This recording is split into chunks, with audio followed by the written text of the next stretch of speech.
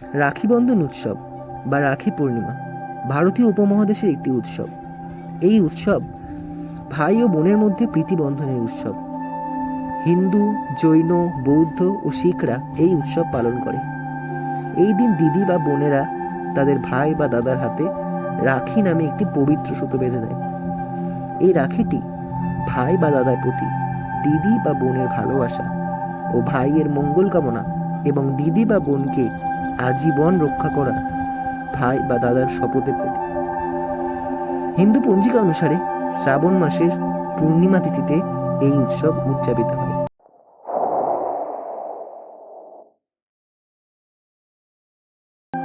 প্রতি বছর শ্রাবণ মাসের পূর্ণিমা তিথিতে পালন করা হয় রাখি উৎসব। রক্ষাবন্ধন উৎসবের ইতিহাস অনেক পুরনো। ধর্মীয় গ্রন্থ অনুসারে এটি দেবতা এবং অসুরদের মধ্যে যুদ্ধের সঙ্গে জড়িত, যেখানে একজন স্ত্রী প্রথম তার স্বামীকে রক্ষা করার জন্য শ্রাবণ পূর্ণিমার দিনে রক্ষা সূত্র বেঁধেছিলেন। পুরাণ অনুসারে একবার অসুররা দেবতাদের আক্রমণ করেছিল।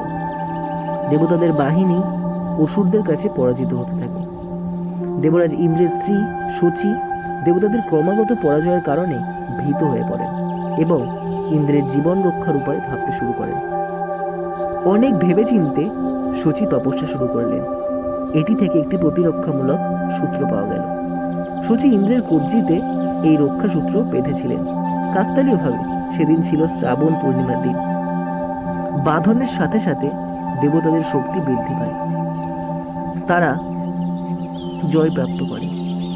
কথিত আছে, তখন থেকেই যুদ্ধে জয়ের জন্য স্ত্রীরা তাদের স্বামীর কবজিতে রক্ষা সূত্র বাঁধতে শুরু করে।